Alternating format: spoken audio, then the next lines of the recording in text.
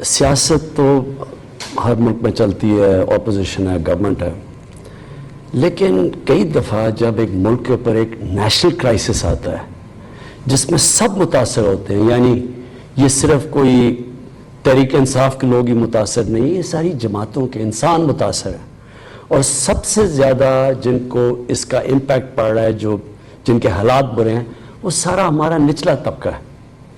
اس لیے میں ریکویسٹ کروں گا سب سے کہ یہ اس کے اوپر سیاست جو 2-3 ہفتے سے ہو رہی ہے، اس کو بند کریں۔ میں دیکھ رہا ہوں کہ ایک ایسا طبقہ ایسے لگتا ہے کہ جیسے وہ چاہتے ہیں کہ یہاں زیادہ ایفیکٹ ہو کرونا کا، اور ان کو مایوس ہیں کہ زیادہ اس وقت ابھی کرونا سے لوگ نہیں مرے، تاکہ وہ اپنی سیاست چمکائیں، گورنمنٹ کو کچھ کہیں۔ دیکھیں، آپ دنیا میں باہر دیکھیں، اتنی ان کے کئی ملکوں کے لیڈرز نے غلطیاں کی ہیں کہ ان کی آپ سٹیٹمنٹس دیکھ لیں، انہوں نے کچھ سمجھ رہا تھا، ہوا کچھ، اور اس کے نتیجے میں اس وقت ان کو میڈیا ان کو چیزیں ریمائنڈ کروا رہا ہے کہ پہلے آپ نے یہ کیا، آپ یہ کیا۔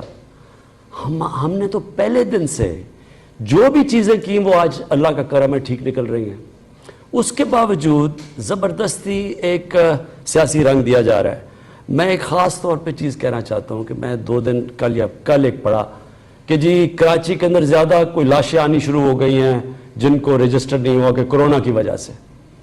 میں ابھی ڈاکٹر فیصل کو کہوں گا کہ اس کے اوپر بات کریں، لیکن دیکھیں اس سے آپ اپنے معاشرے میں افراتفری پھیلا رہے ہیں۔ کیا اس کو کوئی خبر کو صحیح طرح دیکھا آپ نے؟ کیا یہ ٹھیک تھی؟ کیا اس سے زیادہ خوف پھیلے گا معاشرے میں؟ خوف کی وجہ سے لوگ اور وہ حرکتیں کریں جس سے مزید اور نقصان ہو سکتا ہے۔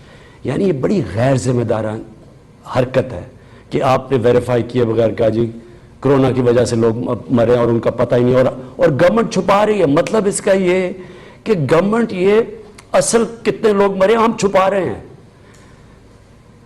وہ کون سی بیوقوف گورنمنٹ ہوگی کہ جو کرونا کے کیسز چھپائے؟ یہ تو اپنا ہی نقصان کرنا ہے۔ اگر آج ہم چھپا رہے ہیں، ابھی اسد نے آپ کو ڈیٹیلز بتائی کہ ہم تو کوشش کر رہے ہیں کہ ہم ٹارگیٹڈ کریں، وہ ٹارگیٹ تب ہوگا جب ہمارے پاس ڈیٹا صحیح آئے گا۔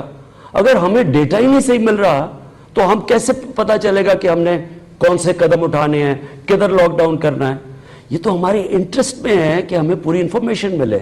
تو گورنمنٹ کو چھپانے کیا ہم اگر آج چھپا لیں گے تو کیا کیسز رک جائیں گے؟ کیا ایک دم لوگوں کے سامنے جب اتنے زیادہ لوگ کرونا سے مریں گے تو وہ کیسے پھر کیا کرے گی گورنمنٹ؟ تو میری ریکویسٹ یہ ہے کہ ان دنوں کے اندر ہمارے پاس national command and operation centre ہے جو ہر روز ڈیٹا کو اینالائز کر رہا ہے، چاروں صوبوں اور آزاد کشمیر اور گلگت بلتستان کی کوآرڈینیشن سے ہم یہ سارا کر رہے ہیں۔